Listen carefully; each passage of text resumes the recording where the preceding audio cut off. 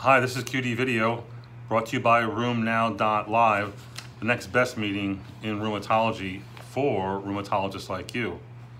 Today's case is called aches and pains. This is a 58-year-old gal who has rheumatoid arthritis.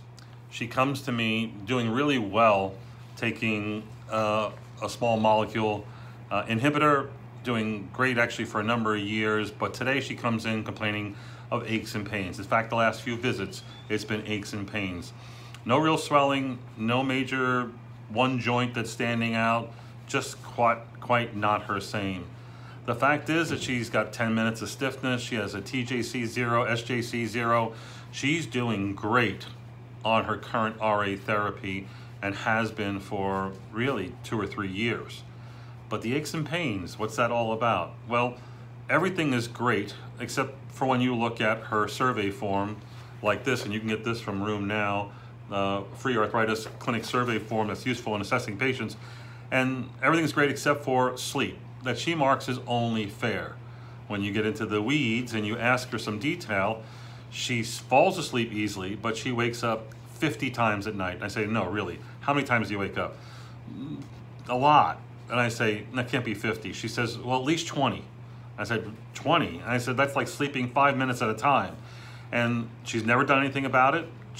Mainly because she doesn't want to take sleeping medicines because she doesn't want to get addicted.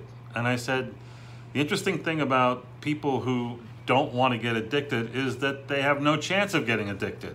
Meaning that if you gave them hydrocodone or codeine or a sleeping pill, they can't. For the same reason that people who are afraid of guns don't buy guns. People who are afraid of haunted houses don't go to haunted houses, and et cetera, et cetera. So again, I like when people say I'm afraid of getting addicted. It means that they won't. And you give them some rules and you tell them the safety of a medicine. So in her, sleep is the reason why she has aches and pains. No, she doesn't have tender points and she doesn't qualify as full fibromyalgia. She's more of a myofascial pain syndrome due to bad sleep. And she has numerous symptoms that you can see on her survey form that say that she has bad sleep. And that includes, she's got a lot of fatigue, she's got poor memory, she's got myalgias and weakness, low back pain, she has occasional headaches, a little depressed, she says, and sometimes dizzy, all related to her poor sleep. She's got no other good reason for those things.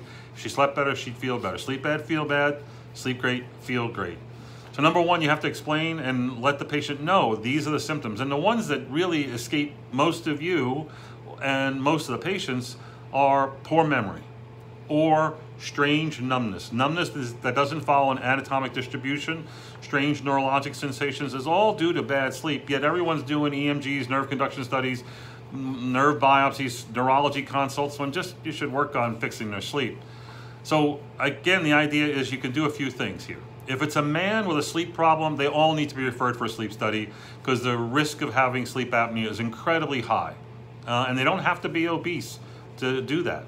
If they're a woman, you can take a stab at it with a simple sleep aid and 12 steps to better sleep that you can find as a handout, a download from RheumNow, including rule number 5, your bed is your special place for sleep only. Do not read or watch TV in bed. Your bed should be free of remote controls.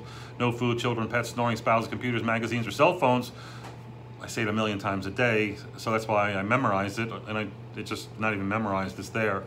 But you have patients like this who refuse to take medicine, and you have to explain to them that this is the solution. If they broke their leg, they would go to an orthopedist and get it set. If they've got a sleep problem, they need to go to a sleep doctor or take a stab at it. Use a simple over-the-counter preparation. In her, we just wanted to use a light muscle relaxant, tizanidine.